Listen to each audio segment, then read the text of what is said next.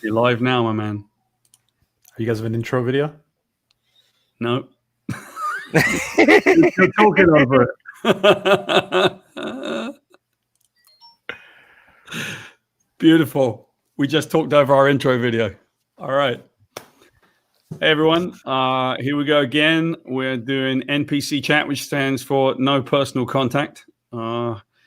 Here we are with, let's see, we'll sort of do the Brady Bunch. It's somewhere down here. There you go. That's PJ over there. There's Stoggy has finally joined us over here. He's not coming on picture camera. Only at the moment. That's right. He's not going on camera. So here we are. And today we're going to talk a bunch of geeky stuff, but we're kind of talking a little bit about streaming and how things have changed. And we are going to piss and moan about the COVID virus. So, PJ, why don't you tell everybody about your stream and Orville Nation? So we are the #1 fan community for the Orville, or I'd like to think we are one of the top fan communities for the Orville. And we talk about the we talk about sci-fi in general. And we are focused on the Orville, but we talk Trek, Star Wars, Stargate, anything really. Lost in Space. We were talking about that recently. So and it's an honor to be invited to Paul Jenkins Meta Studio. Thank you, Paul. All right. Well, we got like lots of different like variations as well. So we get, so actually what we might talk about is all kinds of other things too, because I'm very interested in like old science fiction and like sci-fi television and stuff like that. But I know a lot of what you concentrate on is the Orville. Yeah. So what was it that got you so excited about the Orville? Well, basically, Star Trek has been put into hands of people who are kind of taking it down a different route. So it was very easy to kind of look for something else. But even in that context of what's going on, the Orville has become something. It's not just a parody. It started maybe the first couple of episodes as a parody of Star Trek, but it's much more right now. So. I think it's an homage to TNG and to Roddenberry, but it's also its own beast. So, yeah.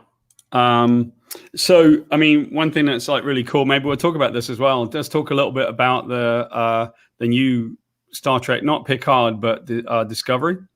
Amazing. There's my mate Davey Wilson. All right, mate.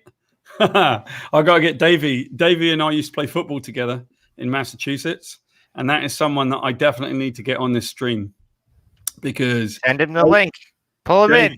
Davey has a lot of Dave's got a lot of secrets on me and like lots of drunken tales of us like going to watch Scotland versus Colombia in Giant Stadium and stuff like that. You know, all kinds of mad stuff. Drunken tales, please come into the room. Drunken tales of me, basically, if he can remember any of them. So good to see you, Davey. Yeah, so a lot of like what we've been doing is just kind of having a chance to bitch about the coronavirus and so hang out a little bit. And this is all about like just connecting people and making sure that people have a chance to chat, see old friends. I feel like we're almost more connected now than we've ever been just because the coronavirus has really connected us in a way that we never expected. And we're all indoors and we're all bored. So why not connect people in a cool way? And it's really great to catch up with old friends and new friends. So let's get down to it. How are you doing and where are you at? PJ, where are you at? Geographically? Yep. I am in Europe. I am in south of Madrid and in Spain. And it's, it's been pretty... Another hot spot guest. Yeah, it's been pretty bad here, but, things are okay. We're okay. Thank God. Hey, Javier. Good to see you, mate. Excellent. We've got some people kind of showing up. You guys can all run over to the YouTube stream if you want to. So, PJ, it's pretty rough in Spain. We've heard that, although it's about to get really rough here in the States. What have you seen? Has it been closed down for you guys? Just the streets closed?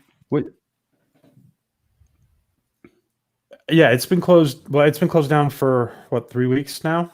But people they started very late here. But once they started, they've actually been. The rest of Spain has done an okay job of containment, except for a couple of hot spots. So I hope that I hope that people in other places realize that that you are saving lives by containing, and you're giving the healthcare system a chance to catch up to the demand. All right, there's Javier from New York. There's Jason. Good to see everybody coming on in, saying hello. Stoggy, where are you at, man? Like, bitch about the coronavirus, man. What's going on in your world? Well, thankfully, it's going down in a ring around my little county that's in the ass end of nowhere, and thankfully we're a drive-through and not stop county, so we've only got 3 cases as of right now in the heart of New Jersey in the general tri-state area. I would say people around here are being a little ridiculous, but not the way you would think. Is a lot more people up here that just don't take it seriously. And you really see it when you go to the grocery stores and you try to go to any place, gas station, whatever. It's kind of getting a little third worldy. I mean, people are still generally nice, kind, and courteous, but you can tell everyone's on that kind of edge where, the way of life as we know it is hanging by a thread.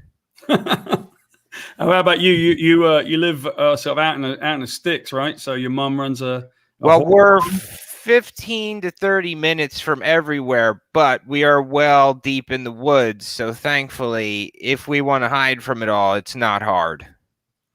Yeah. And I think the one thing that I see here in Georgia is a lot of people don't, the whole distancing thing. They're not taking it seriously. In Georgia, distancing, forget about it. If you've seen the roads, you can't even stay 6 feet away in your driveway compared to somebody else. Yeah. All right. Jason's here from New Zealand. That's amazing. Hi, Zach. How you doing? Good to see you. Look, see, we're connecting people all over the place now. So I love doing this now because I just started streaming. My mate David Wilson, by the way, David, I noticed that you're doing trivia and you do it in the pubs where you live. So I'm going to show up on your trivia stream at some point and play trivia with you because this is fun. Now, we're going to play a little bit of trivia tonight because we're going to mess with Stoggy and PJ. We may have another guest coming on in a little bit. This is designed to make things difficult for you, right? Because we get the geeks on this show. We got PJ who knows a bunch of stuff, and we got Stoggy who knows a bunch of stuff. But we need to ask you guys difficult math problems, right? So we're going to get it going. Actually, I'm going to do this just to annoy you. All right, here we go. PJ, you can pick the category: science fiction television, original Star Trek series, or Star Wars: A New Hope. Pick one. A New Hope. A New Hope. Okay. All right. We're going to ask you questions, and we're going to see who's the most intelligent, you or Stoggy. Stoggy. All right. We'll see. Stoggy's pretty intelligent. All right. Do you know in the initial draft of the script what was Luke Skywalker's name? The character of Luke Skywalker's name. Yeah. Did you know that he had a different name? Yeah. Wait. I don't remember. All right. Anyone can. Hey Don. Anyone can post it in the comments. By the way, it's great. Stoggy, you have any idea what his original name was supposed to be? Oh man, I heard this once in some obscure documentary and forgot because names are my Achilles heel. All right, so his name was apparently supposed to be Luke Starkiller, by the way, which is nuts, right? That's silly. That's like you've already gone full dark side naming. Wait a minute, so Ewoks are not silly? Ewoks are basically just Care Bears, man. They were Teddy Ruxpins of the day, and I'll let you know that I used to be taunted with a Teddy Ruxpin, and I actually took one of those things' heads off. Oh, there you go. Well, you should. And what people don't know, by the way, is that we brought this up the other day, is that Ewoks, the only way that you know that they're Ewoks is because of the sales, because they're never called Ewoks in the movie. Which is it was all the toys. Yep, that's right. All right, next question. Here we go. Stoggy, I'll let you. Your starter for 10. I feel like a game show host. So we are used to green screen for compositing special effects. We sit in front of green screens. I'm in front of one. PJ's in front of one. What color screens were used for Star Wars? Blue. Well done. You got it. Blue. I remember them being concerned about what the blue light would do to their eyes. By the way, thank you for that note, Jason. We're all talking over each other, so I'm gonna cut people out in a second. Thank you. Yeah, they were blue screens, which are used pretty often anyway. If people want to put green up on the screen. Okay. The word Wookiee actually appeared in a different George Lucas film. Which one was it? American Graffiti? Stoggy? No clue on that one. THX 1138, mate. See, that's before my time. This one you should know. Who was working as a carpenter before he starred in the film? Oops, I said he. Oh, I'm sure you're referring to Harrison Ford. Yeah, all right, you got a point. So you got fuck all points. It's brilliant. Which company made the tie-in action figures for the film? Oh, I should know this. I want to say Bandai. Nope. That's definitely wrong. PJ? Hasbro? Yeah, it wasn't Hasbro. We haven't seen these guys around in a while. I don't think they make toys anymore, which is Kenner. Madness. Oh. All right. Yeah. Here's an interesting one. What was the name of Princess Leia's ship? I just read this. I have no idea, but Oh, God. you don't know. I don't know. I know the class of the ship from playing games, but the actual name of her ship, I do not know. Yeah, it's there's a dialogue where we hear it in like the video games and stuff, and It is called the Tantive 4. The Tantive 4. I didn't know that. I never heard of that. Never heard of that one. Yeah, that does not ring a bell. All right. oh, I thought it was some okay. Now, if you think about the film and you know, like the dialogue, the Millennium Falcon was docked in a bay in the spaceport in Mos Eisley, right? What docking bay was it in? 11. Nope. Instinct tells me to say 5. No, it was 94. But if you've seen the film enough, you have Docking Bay 94, right? Okay, the Rebel base was located on what moon? Stogie. Endor? Nope. You guys are getting fuck all points. There's a few different on Rebel Yavin. bases, so when you say that, I'm kind of like, All right, well, Stogie, PJ got it right. It was on Yavin. This is sort of we got 2 more questions, right? And it's 2-1 to PJ, which is pathetic. Han Solo comes from what planet? Stogie. Han Solo? Oh, I don't know. I know he comes from the Empire. PJ? Oh, let's be honest. The Solo film sucked. I don't know. I don't remember. It was Corellia. Yeah, because it's the same with the Corellian cruiser too. That's right. So last one, Joseph Campbell book. What Joseph Campbell book served as a roadmap for Star Wars? Stogie, I'm going to let you have a go at this first. Joseph Campbell book. Come on, man. I don't know. I was very in a bubble back then, man. Well, Very, very insulated from a lot of that information. yeah, but he writes a lot about the hero's journey. PJ, got any idea? Can you repeat the question because I don't quite understand it? What Joseph Campbell book actually served as the roadmap for Star Wars? Oh,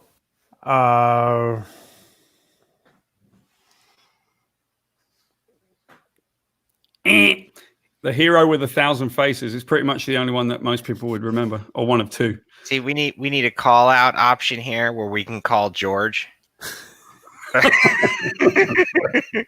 You know George would have got that like that.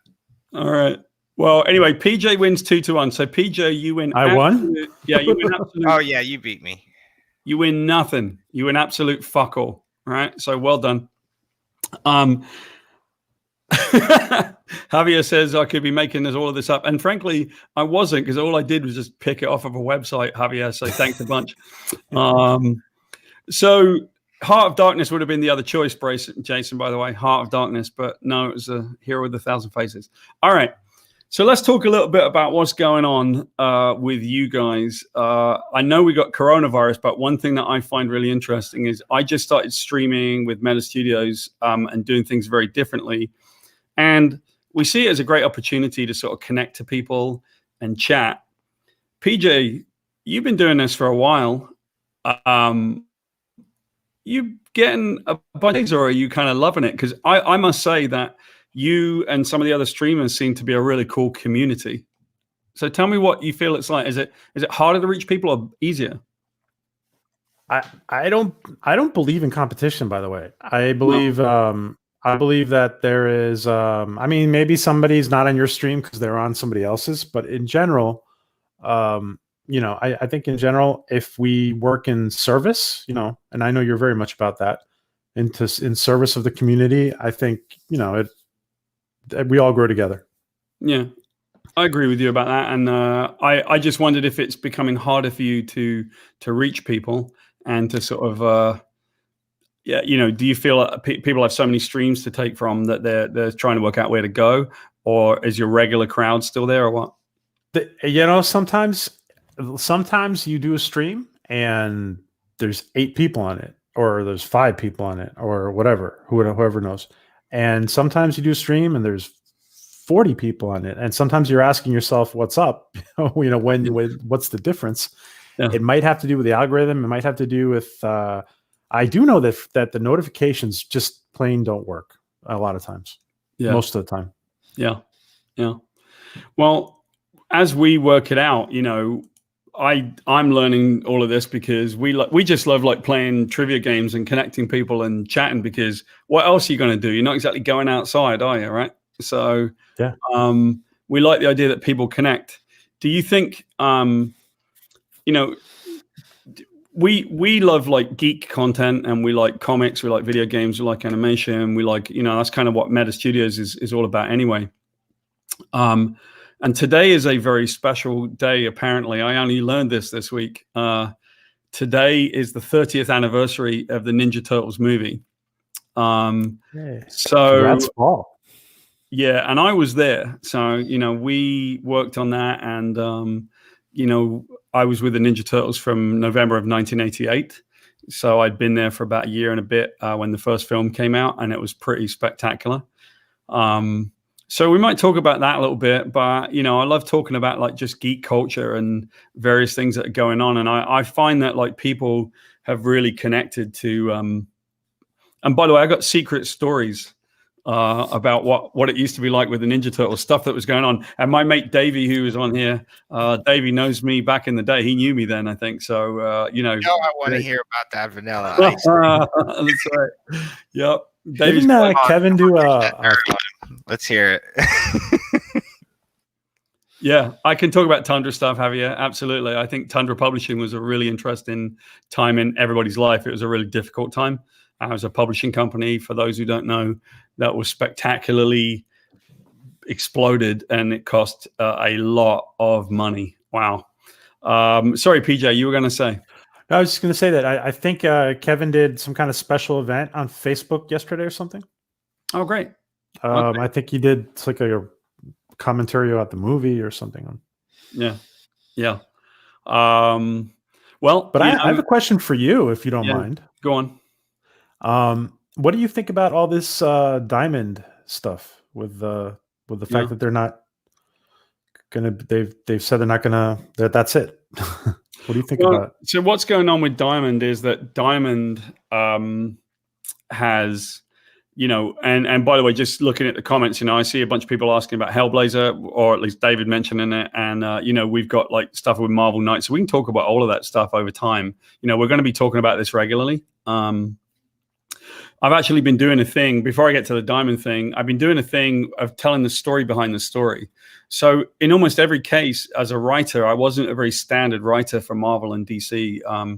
I used to write about life, and I didn't really have a lot of knowledge about the crossover stuff, so I wasn't really that interested in it. So almost everything that I wrote about was something that I did. And, I loved writing about people and myself, but I didn't really enjoy writing about other superhero stuff. So talking about Diamond right now, I've been working I never intended to work in comics, actually, PJ. I happened to end up working in comics, but I trained to work in film, and so I love comics. They're an amazing way to tell a story. I love the comics community. I really care about the people. I think the retailers work really, really hard. They really work hard, and they're trying so hard. But the problem with the comic industry is that it's always built for failure. Like the retailers, it's way too hard to be a retailer in comics. You don't get good deals. You can't make stuff returnable. You get a lot of stuff flooded upon you. So I'm really worried right now that a large part of what's about to happen is that comics are potentially going to suffer a blow that we can never recover from in terms of comics. I think it's terrible. I don't disagree with Diamond doing this. I think they have to, because they have to try and preserve whatever they can. But I think it's really sad to watch comics. So for those of you who don't understand what the question was about, Diamond Comics, the big distributor, basically decided not to distribute any more product. That puts all of the publishers in a situation where they're not going to be making any more product. So all these writers and all these artists, all of this distribution, all of these retailers, they are, they're on their way out. And I feel awful for all of these people. I have never been a fan of the comic business, and people who know me and people that see me, I'm a very positive person, but I am not a fan. What did you think of it, you guys? So is it true then that Amazon is basically going to? I'm sorry, that it's going to basically turn into the Amazon of the comic book industry, Diamond, or not? So are they going to just take orders remotely and deliver? Is that the question? I don't know. Yeah, that's the question, right? Like that is most likely to happen because of the difficulty of going to a comic book store. Who goes to a comic book store, right? We used to make special trips, go all the way from small town in New Jersey, hop the speed line, cross the river to Philadelphia, walk down South Street and go to a special comic book shop that also sold 40K figures. It was a big ordeal, like a journey. Let me tell you about that. So STOGGY, one of the things in my local store that's really difficult, they were doing comics and they were selling a lot of Warhammer and they were selling a lot of stuff, and they couldn't work out, were they a comic store or were they a Warhammer store? Were they a gaming store? And it bit them. A few months ago they went out of business because they couldn't work out if which of these two things they were. And it's really hard, man, because I think being solely in comics is extremely difficult. It becomes venue filler, right? Like on one hand, you have a comic book shop, but you also have a retail store for other physical products, and you have a floor space that you may or may not use like a typical retail store because all of your stuff is about showcasing it on the walls. I think that it is perfectly reasonable to use your space to have a pop-up event. I think it's perfectly reasonable. And eventually that comic book shop we used to go to actually moved and grew bigger. I don't know if it's still open because times have changed, but they actually grew into a toy store, Warhammer shop, comic book shop, and video, like anime. So they kind of umbrellaed out more around the things that their key target audience wanted. Now, that might be because they had the funding to do that. And I assume most places don't have the money to diversify themselves out into all those different ventures to be able to stay open. Yeah. And when you have Amazon, that's a couple doodly-doo clicks away, why leave the house? And that's before the pandemic. I mean, I love the idea that people will go to a comic book store because there's that like community sense in it. Like, I'm not being funny or anything, but it's sort of like a church, isn't it, right? Like people that go. was how we used to meet people before social media. Right. People go to church not necessarily just because of like religion. They sometimes go because they like the companionship or the structure of it, right? And so they go to the comic shop for that. But unfortunately, it looks like everything's like going to blow those stores up. I don't see how they can survive. I think it's going to be extremely difficult for them. And the only way small stores will survive is if they get equal loan, rent, lease forgiveness as everyone else and are allowed to ride the storm without it costing them, so that they can open the doors at the end of this, since this is a natural disaster, without physical damage to property. If they are alive and well, they can reopen and their businesses could come back theoretically. If they were given the forgiveness and the time to get there.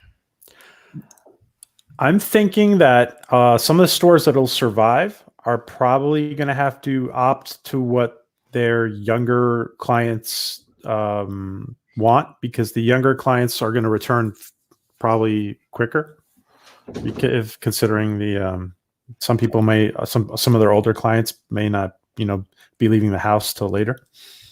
Yeah. Well, it's really sad, and it's I don't think it's avoidable. I don't know how they could have avoided the situation. There's all these things with COVID I don't think anybody could have avoided, and I think that's really sad. We're looking at a new world, and I know that me personally, I'm actually working much more in the digital space. So I'm not just really doing digital comics. I'm actually doing digital forms of storytelling that use comics, like to some extent elements of motion and elements of interactivity with comics, which I think is much more interesting, frankly, as a digital product. A couple of people out there have said that they use, they read digital comics, but I asked the question, do you get enough out of that? It's fun. So, I mean, it's nice to do it, but I'm not so sure there's enough that's coming out of comics, Anyway, stories and comics are as dull as they have been in most movies lately. Why would people spend the $5 or $4? Why would people spend the money? I mean, and that's before the pandemic. People have to ask themselves, well, why does the consumer want to consume my entertainment? Yeah. Instead of just slinging things at people and saying, well, you're going to buy it because it's there. Yeah. Because that's not fair. Yeah. I think it's a bit of a shame. Now, that being said, right, there's all these new forms of entertainment as well. I mean, comics is a very old school, but I would definitely say that you have to look at comics as one of the oldest forms of human artistic expression, because sequential narrative is painted on caves, right? So we've been using comics for all of the time that humans have been sentient to some extent,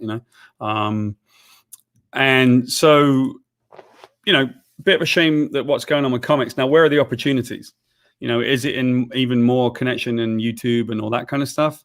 Is it that we're going to do more animated content? I know that in my life, it looks like I'm going to be working on an awful lot more animated stuff and game stuff right now, because we can produce it, whereas we can't produce film at the moment. You guys are welcome to comment without being the best. Film is vastly more expensive. Obviously, if we're doing, our own comics, it's easy to collaborate and do all that virtually. But we would have to quite literally endanger ourselves if we wanted to go do cinema or film now.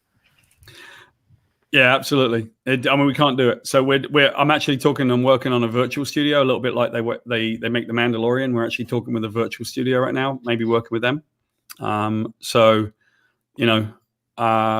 we'll see. We'll see how it shakes out.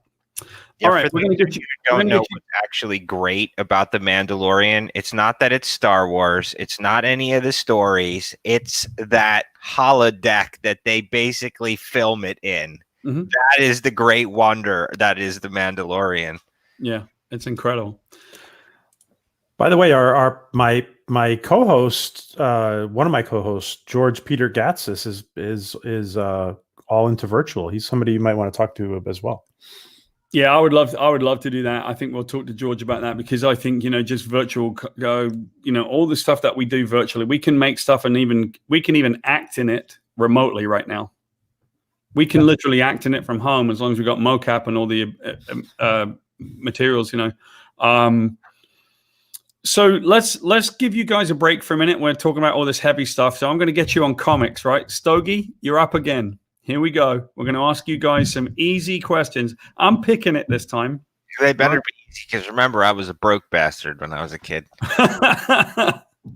All right. I'm going to let you start. I need two people who co-created Spider-Man. Again, you're killing me with the names. Well, I imagine you Is might. This for both of us or for Stoggy? Yeah, it's for Stoggy first. We're giving Stoggy a softball right here. See, and it. I know Stan Lee's one of them, but the other one I keep forgetting because you keep saying it all the time. Of course, I would forget it. Oh my god! No, it's not. PJ, help me out. The problem with me is that I just I've heard it a million times and I never absorb it, just like Stoggy. See what's wrong with our generation, Paul? I'm like a normie for comics. I love it, but I don't pay attention to it. All right, well, I feel really bad because it is Steve Ditko. Thank you. And one thing that I feel people should really understand is that, we think of Stan, but Stan was very much Walt Disney. Okay, Stan was Walt Disney. Stan was the showman. He was the editor's nephew. But Steve Ditko drew it and created it, and yet in the end, it belonged to Marvel. And I've been down that road with Marvel. I've seen how that works a little bit with these corporations, and it's tough. Steve Ditko didn't speak to Stan after this. He didn't speak to him to the end of his life. Because there was a lot of resentment about being a co-creator and not being given any credit. And just so that we're clear, Walt Disney didn't create Mickey Mouse. His Turkish partner created Mickey Mouse with him. So they didn't create the century, right? Yeah. All right. Well, we're on happier notes. All right. Sorry, I had to be a bit cheeky. Spider-Man's first appearance was in the final issue of which series? Issue number 17, I think. I've heard this. I don't know. Are you asking both? Yep, any of you. See, the problem is that Stoggy, is that we've heard this a million times. Even if we teamed up together, Paul, we're still useless. It's terrible, isn't it? It's terrible. Okay. So, yes, Jason is correct. Thanks very much, Jason. It is amazing fantasy. I thought it was 17, but apparently it's 16. All right. Which high school bully of Peter Parker's headed up the Spider-Man fan club and then served in the Vietnam War and then became a host of the Venom symbiote after losing his legs? So who was his high school bully? Do you remember the name of the character? Yeah. You have no idea how bad I feel that I'm telling Paul Jenkins I don't remember Spider-Man. See, that's like having fun because he's just grilling us both right now. He's getting social capital on us. I love this. This is great. Jason and Kevin, they're all right. Yes, it was Flash Thompson. All right, we're gonna try and give you one you can actually answer. All right, we'll give you a softball here. Which He's going to ask us about math and geography and shit, and he's hitting us with things that I can't answer. This is great. I love the cringe. Isn't Fatal J supposed to be here? Yeah. No. All right. I'll give you two more Spider-Man questions. Then we're going to have to find a different category if we're going to do it. All right. Which actor has played Spider-Man in the most movies?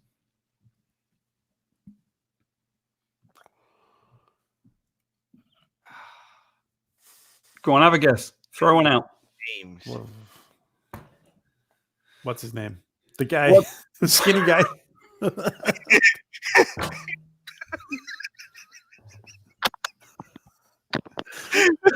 PJ, you score one fuck all point for literally being there's not possible to give me a worse answer than what's his name.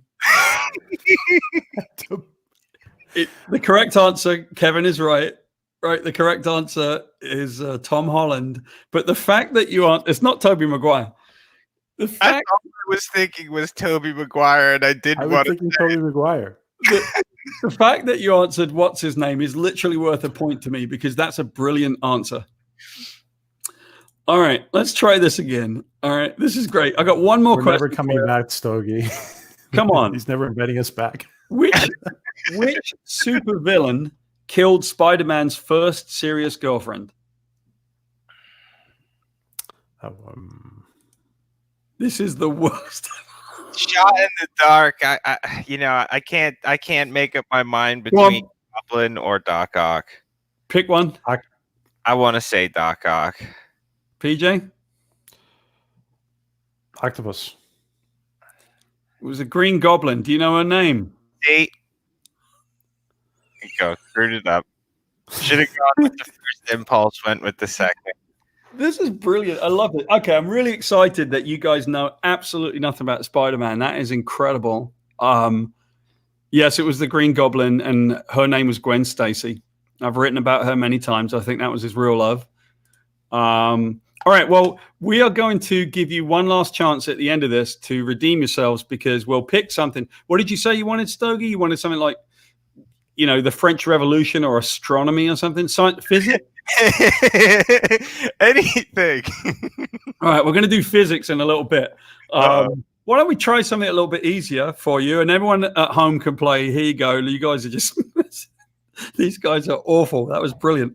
All right, we're going to play a game that's going to show you some images. Right. So let me just bring this up for you. Now we're going to show you some images. And the trick is that you have to tell me what those images are of. What are you seeing here in close-up? Right? I'm going to do it alternately. And if either of you manage to score 2 points in this game, I'm literally going to send you something as a gift. I'm going to send you. Okay. So what are we looking at? PJ, I'll give you the first chance. That could be... This is microscopic, you said? Yeah, it's very small. I was going to say some form of sea life, but it could be part of it could be, it's not the tongue, is it? Okay. Stogie, you got anything on that? I was leaning towards a sea creature. All right. Here's what it actually is. There you go. A brush. All right. You get the hang of the game. We're not making it easy on you, but apparently giving you geek stuff wasn't making it very easy anyway. Well, that picture was devoid of that kind of color, so that didn't help. Oh, please. Oh, the problem is the question, not you guys. Let's go with this one. What's this one? I'm going to guess soap on that. Something of that consistency.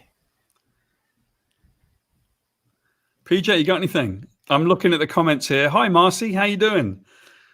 There you go. Val's there. Coombsy's there. My mate Coombsy from Britain. Everyone's up there. So basically, we're getting a close-up, and then we find out what it really is, right? Yeah, I think we've ascertained that, PJ. We've moved past that.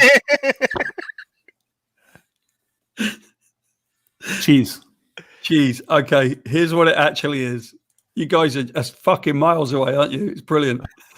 Oh, wow. I didn't think it was possible. I'm looking at the Rhine side too. I didn't think it was possible to fail worse than Spider-Man, but you guys have proven me. You're having a go at it. All right, here we go. What could this be? I know what that is. You know what it is, PJ? Yep, go on, go for it. Yeah, I think I know what it is. I'm gonna. He knows guess too. orange. Stogie knows too. All right, what do you think it is, PJ? I think it's a pencil. Stogie? You might be right. You might be right about that, but I'm kind of leaning towards still. Well, no, I don't know. I'm seeing like. What were you going to say?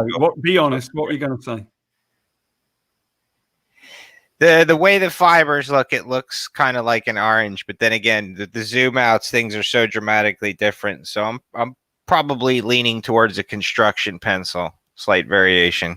You don't get to change your answer because PJ was right. Okay, you don't get to change your answer. That's not just fair. a direct pencil. It's a pencil. All right, PJ, you get one fuck all point. Well done. What could this possibly be? That looks like a vent. All right, PJ.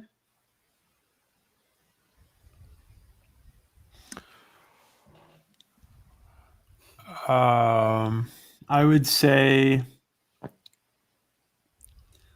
A lot of people got the pencil, by the way. I would say it's a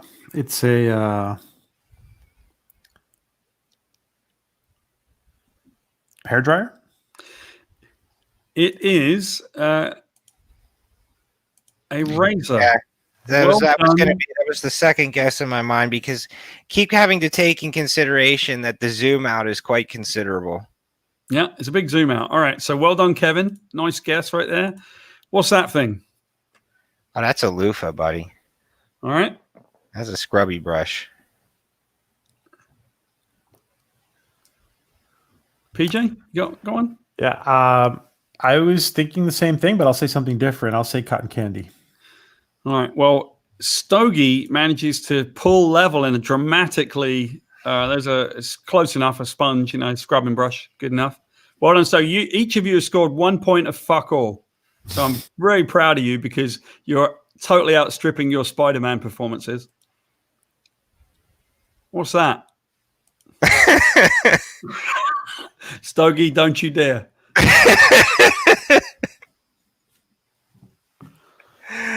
Oh God. I would be really excited if someone typing in the comments. And by the way, you guys, PJ and Stoggy, you're on the honor system. You got to get out of the comments and back into the private chat. I'm not looking. I'm just in StreamYard. I'm not looking. I can't see it unless it comes up in it. Look at that. I'm gonna say that that's the stem of an apple. Yes, it is. You get it. If you come in first, it's an apple stem. Everyone got this right. I think you're all on the same website that I found, you lying prick. There it is, the stem of an apple. All right. Well, for the sake of now, when I saw this picture, I knew what this was immediately. So, PJ, I'm going to let you have a go. He's up 2-1 against you. What do you think that is? It's a cigarette. It is a cigarette. Yes, it is. Or, potentially a wacky-backy cigarette, but in this case, it happens to be a legit one. Although you can't really call it legit. I think the others are legit. All right, here we go. Burning off center. So 2 each. What do you think this stuff is? I like this one.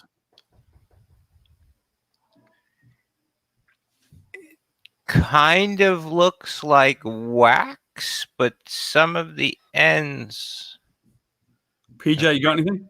Ugly. I think it's a toothbrush. Hot glue.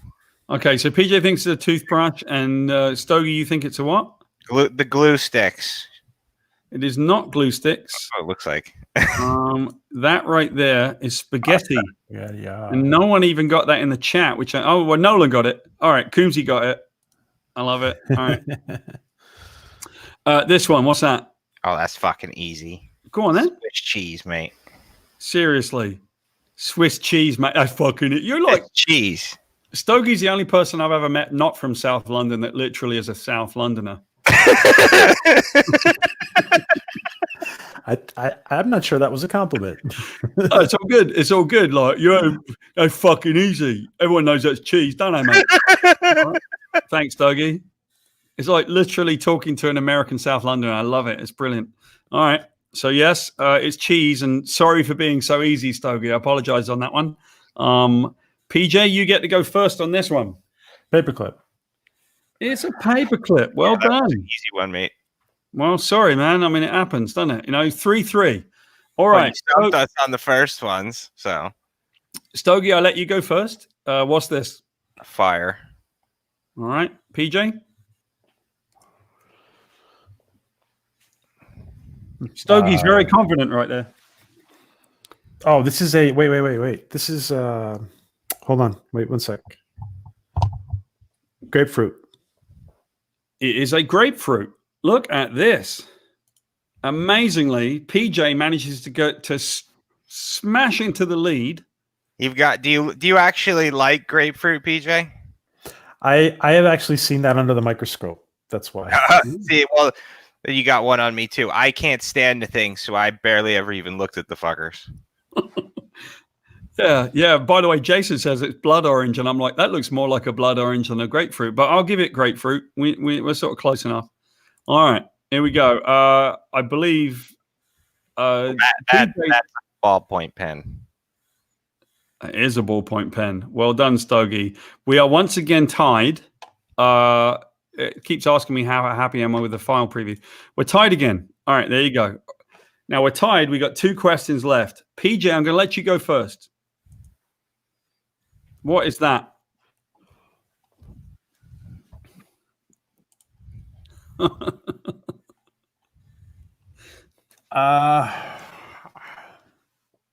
Honey. Honey. All right. Excellent. What you got, Stoggy? Well, knowing you're cheeky and you've been laughing, that could very well be a pile of dog shit.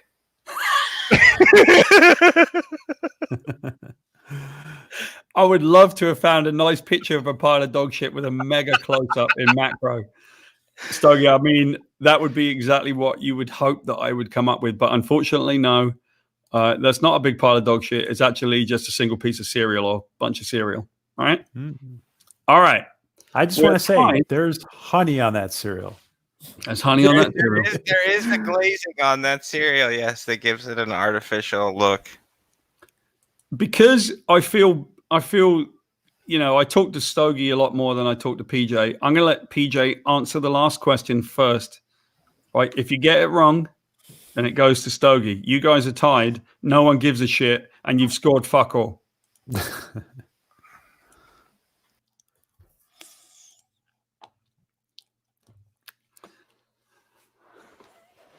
PJ, what we got? That's interesting. What could it be? What could it be?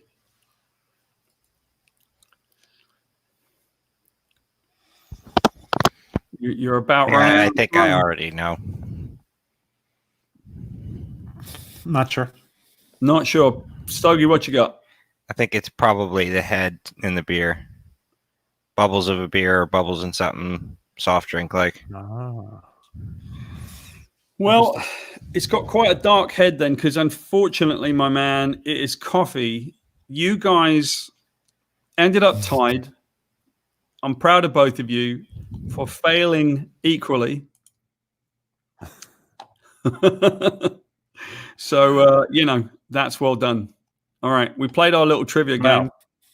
That was fun. That was interesting. Yeah, and we like a little trivia game. You know, why not, right? Like, keep everybody. All we're doing is connecting people and enjoying, right? All right. So we will sort of end up. We like to do these little things nice and neatly. One of the things that I really enjoy doing on this thing that we're doing, connecting people, PJ, is asking people for some of their favorite things in case people have never heard of it. So we're going to go down between the two of you. What is your favorite app that you use on your phone that nobody knows about that they should be using? What's your favorite app? Me first? Yep.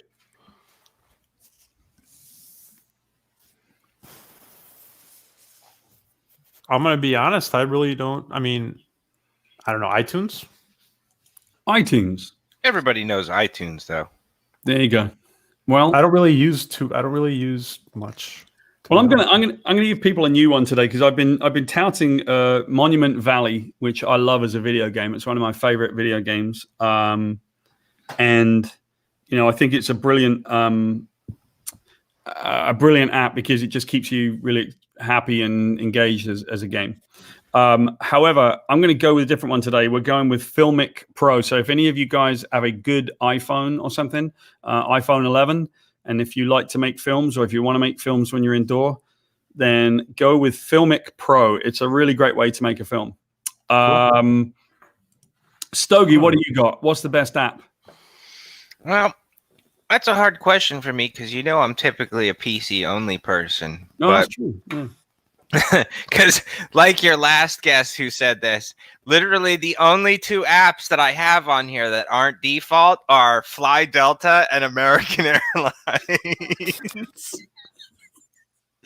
Pick one. Who does better, American Airlines or Delta? Oh, Delta. All right, Delta all the way. Yeah, so we got a lot of recommendations for Delta right here. Okay. Yeah, if I'm going to catch the coronavirus, I'm doing it on Delta. All right. One film that you guys love that no one knows about. Yellowbeard. Yellowbeard. Tell us about it. Yellowbeard is basically a Monty Python mashup with Cheech and Chong and a portion of the crew that typically does Mel Brooks. So It's kind of a Mel Brooks, Monty Python, Cheech and Chong mashup. It has almost no publicity, but it's probably one of the best movies they have ever done. Okay. Yellowbeard. Yellowbeard, yeah. I like it. All right. Well, I'll tell you what we're going to do. We're gonna learn about this right now because I'm going to try and see if we can share the Yellowbeard trailer because I just pulled it up and we'll see what happens there. See if we get flagged on. Here is Yellowbeard. Yeah, but it's worth it. Here's Yellowbeard from 1983. Here we go.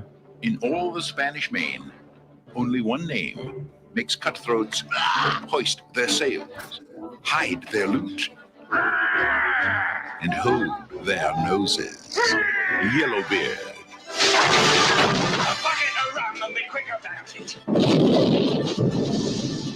The terror of the seas, fighting the scum of the earth for the gold of the realm.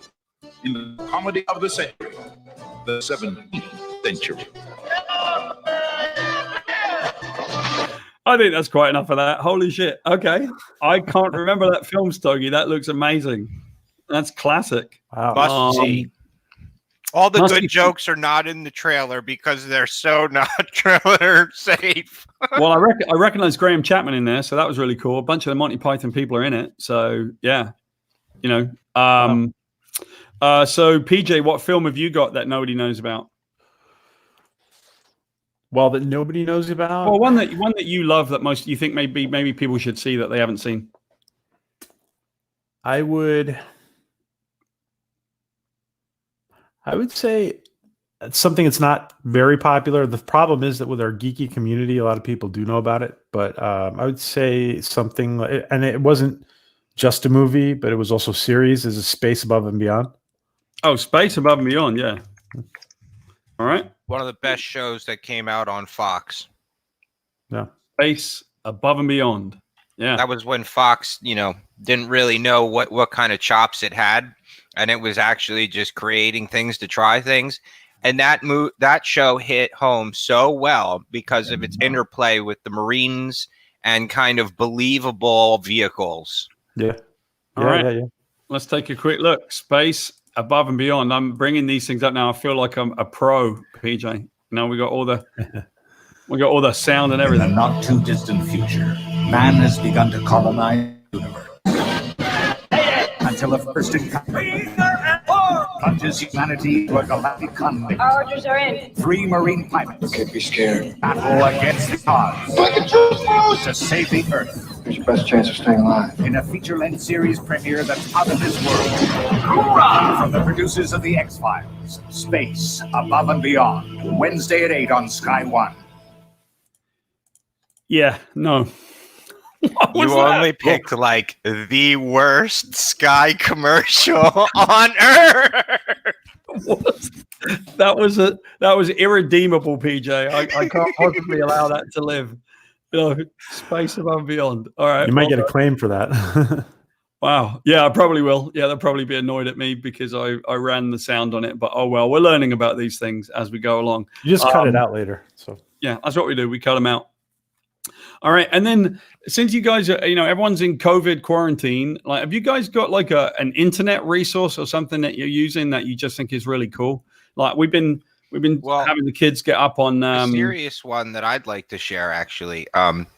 For all the people who are trapped at home and have never considered dabbling in coding, w3schools.com is a one and done for everything, full spectrum coding. If you want to educate yourself on how to make websites and just fun things to embed into your YouTubes and various different things.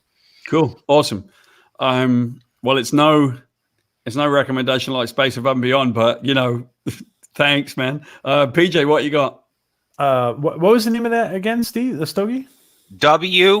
Lowercase w 3schools.com. Oh, okay. There's a website that I really like. I've always liked it. It's called howstuffworks.com. Yeah, that's You great. can find anything on there, really. What's on House? I love that website, but tell everyone about it. Basically, like anything that you can think of, any topic that you can think of, you just like plug it in there, and there might be an article, a documentary, a video. There's a lot of articles usually, so it's actually really just very informative. Okay, cool, excellent. Yeah, and I've got probably one or two little like links that I think are really good. There's this really cool one that I found recently. If anybody's interested, it actually gives you the scale of the universe, which I'm going to put in the comments right here. So the scale of the universe, it's really cool because it helps you kind of like see exactly how tiny and pathetic we really are, which is amazing because, it almost gives you a better sense of like why we should look after what we got. I found it the other day and I was really impressed by it because it made me think, wow, we got COVID, we got issues with the planet and all that. And here you go. It's got that like kind of touches on that comment I made to you a little while back about how I think people who have a visual view of the ocean and or mountains have different perspectives because they can see enormous things that make them feel infinitesimally small, like a grain of sand. Yeah. So I love things like that. Yeah. I think it makes you like, right. One of the things that's going on with me right now is I keep thinking about the scale of like the world and how hard it is to mobilize people and all the difficulty that people are having up in New York and all this other kind of stuff. And once I see all of that scale and all of the difficulty, it makes me realize, that there's so many of those people, like everyone's an individual, like these people that are dying and people that are struggling. That's a lot of people. Right.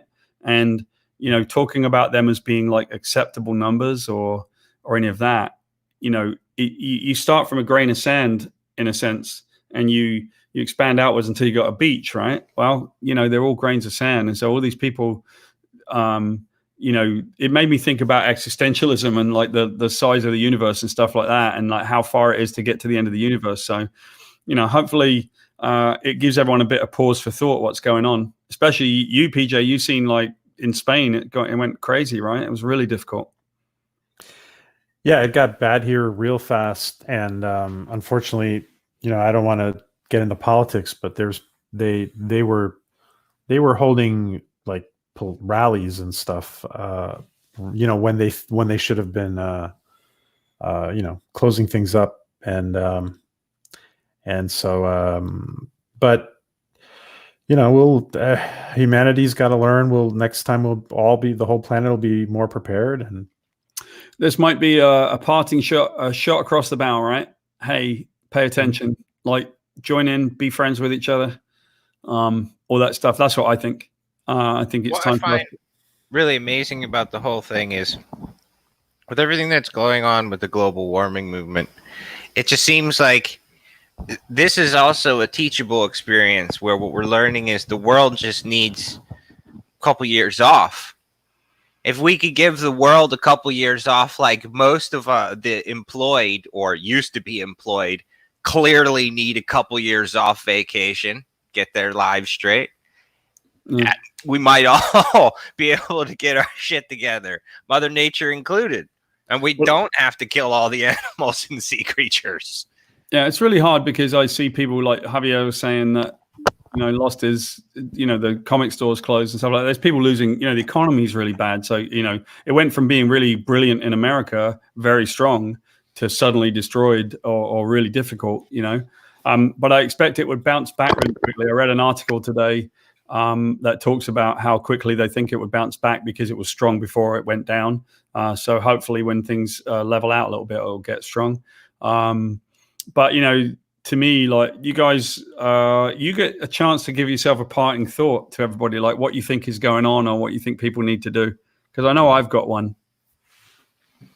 Oh God, all I can think of is a line that rings in my head from the Red October about I spent the summer building a bomb shelter in the backyard with my daddy because some moron parked 100 warheads off the coast of Florida. Well, I don't know. Maybe there was a little bit of something to the prepper logic, but we might not all need bomb shelters. well, I think there might be something to the prepper logic. I know that I talked to my wife about it, and I was like, hang on a minute. I feel like, just Omaha steaks, buddy. They still deliver. Omaha steaks is good, right? Yeah, if you need to stop going to the Publix and such, then just order it in. All right. Well, I'll tell you what. I can actually give you one. I can give everybody one on that, right? Which I think is really interesting. I read an awful lot about this, right? I'm very interested in it. I want to know, like, how can we deal with this stuff? And so one thing I recently read about, which is good information, I hope, it was in the Washington Post. So everybody wants to go find it. You can find it in the Washington Post. And it was basically about a recent study that helped people understand what happens with your exposure to COVID-19 if you open a box delivered or if you go shopping. So the risk is not as high as most people think it is. I'm just paraphrasing here. Disease transmission does come from inanimate surfaces, but it doesn't come in a way that people worry about as much. The trick really is when you go shopping, and you can go shopping and you can be careful. You just don't touch your face and do all that kind of stuff.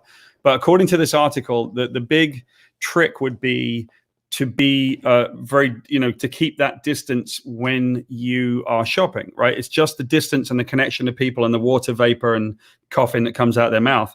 Other than that, it's relatively unlikely that you're going to get coronavirus on your packages or any of that stuff. So I don't know about you guys, but if you have the opportunity. I went shopping just yesterday in my little Acme. And I will admit, with there probably being only a dozen people in the entire building, I still found it hard to stay 6 feet away from another person. Right. So one thing that I would recommend, it makes sense, is if you have a place like a Walmart or and a lot of them are doing this, a Kroger or something like that will actually you can deliver it, you can get it online and then just go pick it up, then do that, because it gives us the opportunity to stay apart. So hopefully that's a good piece of advice. Well, yeah, I went in full gloves and mask. So yeah, I believe it. PJ, you got any parting thought on that, man? Yeah, I mean, as it's gonna get a lot worse before it gets better. But we should all remember that there's the light at the end of the tunnel. People, we have followers in Hong Kong that are telling us that life is back to normal over there, and so we're just 2 months behind them. So basically we have another certain X amount of time with this, and we will bounce back. The idea is just to make sure that while this is going on, we keep as many of the vulnerable people with us as we can. Yeah, I will say that if you can, I do think it's a kind of thing that can get us at each other's throats, or it can get us much more connected. And I would just advise people, if I can, to go. I mean, who am I, right? But my thing is always don't let it divide us any further. Let it actually connect us a bit better. And I think if we do that, it will change the way the trajectory of the world was going in a certain way. I've said it every time before, because I grew up in a punk era, right? I can't stand politics. I don't want to listen about politicians. I don't want left or right. Don't tell me either of them, because it's a scam, right? But what's up to it, what we can do is connect as people. And so I think if the people can take some of this back and some of this knowledge and connection back, then we'll do much better with this. Stop blaming each other and start looking accountable for it, and we'll be okay. The frustrating thing is we still need some of these pricks to do like a basic job. And unfortunately, even though we don't like them, we have to find a way to put up with them long enough to get out of this. Yeah. I mean, it's why a lot of us like the independents, the independent leaners, because, you know, that's the sign of our times. We're indie everything, indie development, indie films, indie everything. So if you can step out of the conventional box and you're willing to try to lead, like, I'm not saying a Ross Perot could run the country, but it is definitely an era where an independent has got a lot greater of a chance, in my opinion, than the conventional, because there's a reason why we don't trust either side, right? Because right now it looks like they're both going to get us fucking killed. Yeah. And we don't want that. But maybe this is a positive, right? Like, I know it's it's an awful thing, but maybe it's a bump, like a speed bump, you know? Right. And we thought it might be, and it looks really very much like a speed bump. So maybe we have to go over the speed bump, and it's not going to be pleasant, and everything's going to get shifted, and then it will resettle. And I think we'll get some clarity. You know, maybe we'll look a little bit closer about global warming and climate change, and we'll understand that climate change doesn't give a shit about your opinion. It's just science, right? Right. The virus doesn't care about your opinion. It's just science. And and Anthony, I understand, right? Like, that's just my opinion. You know, Anthony doesn't agree with me about politics being a scam. It does determine a lot of what we do. But I chaired an advisory, just to be clear, you know, I chaired an advisory committee for the governor of Georgia. And when he asked me, I didn't know if he was a Republican or Democrat. And I said, yes, of course, because I felt that was my civic duty. But once I started doing the advisory committee and I was around people in politics, I realized that the one person who was doing his civic duty was me. Respectfully to the governor, I thought the governor was okay, but I didn't deal as much with the governor as I dealt with other people. And I was very disappointed to see that so many people never did their civic duty. It was all about what they were going to get from it. You know what breaks the heart, Paul? It's when you get a glance on the inside and you realize that none of it's about doing the job. It's venue filler politics. Those buildings are much more important to the people. And so long as they're putting on the show that the people expect, meaning we the people, they feel they're doing their basic job. It's WWE, WWF, baby. Like, they're not taking this shit seriously. They're just putting on a show. Like, they're trying to fill a venue if it was some stadium in your local town. Well, the thing that we should all look at is that there are really Machiavellian ways in which politicians can move things around. They just move it around to be a certain thing, and then here comes the kickback, right? It's set up that way. If you don't think it is, I've been in front of it and just sat there and listened with horror as people worked out. I remember the first time I went to the State House downtown, there were a bunch of people waiting for session to end with the politicians. So the state senators were in session, and there were a bunch of people waiting outside, all dressed in suits. And I was like, what are all these people waiting for? They were all lobbyists. And so when everybody turfed out, all the lobbyists found their chosen senator and went to go lobby them and basically buy them food, give them a kickback, and do that stuff. Hey, man, I've seen it in front of my eyes. And the crazy part is, in Great Britain, where I'm from, lobbying is literally illegal. So you guys they have offices just the other side of their Senate and congressional buildings where they keep office buildings specifically because they're not allowed to beg for money while they're on government property. But they hold offices across the streets for most of these places because all they have to do is walk across the street, go in another building, and they can spend the day begging for money. Yeah. Well, I think we need to try to find. I could care less about the politics. I think we need to find more people like, say, John McCain. I don't care if he's Republican or Democrat. I just think that because the guy had already been through some really difficult stuff, I'm sure that he had all kinds of kickbacks and stuff like that. But at the very beginning, I'm sure that he was in it for reasons, you know, that spoke to being a prisoner of war and what it was that he wanted to do for his country. Well, let's sort of get to the point of what you mean by John McCain. I think what a lot of us would feel better about is if we actually had a combat veteran be our president. Somebody who actually knows what it means to be in a life and death situation and your every action being responsible for the lives of those underneath of you. Yeah, Right? that's possible. Well, we did our politics. I didn't intend to do it because I don't do it. I don't do politics, but we got in there anyway. Jason says lobbying still happens through back channels. It does, but if you get caught, you're screwed, and that's the way it should be, as opposed to doing it overtly. So I will leave us with a comment from one of our viewers here, Anthony, who says, "Where's Superman when you need him?" I agree. If only Superman would come and take over it all, that would be great. Thanks for joining us on the stream, guys. I think we'll say bye. And where can we find you, PJ? Tell us about Orville Nation quickly. Well, let me just say, I think we're all supermen and women. So I think we're all superheroes, and I think Paul's writing has said a lot about that. That we all have that ability, and I didn't mean to just disregard your question, Paul, but I think we're all of us together are Superman. I think we're gonna come out of this better than we're all gonna grow together. Yeah, I agree. And so you guys can find me on Orville Nation, and thanks so much, Paul. And I also want to congratulate you because you guys are practically halfway to monetization. You guys you only started this channel like a couple weeks ago. 2 weeks ago, and congrats, man. Well, I'll tell you what, Jason, the question, when are we on next? We are on, and I will put this down right now. We are on at 1 p.m. on Sundays. We are on at 6 p.m. on Tuesday and Thursday. Okay, so come join us. We want to see everybody here, and we'd love to just hang out with everybody. We're going to get this community going. Stoggy, you and me are working together, mate. We do Meta Studios stuff, don't we? So, yep.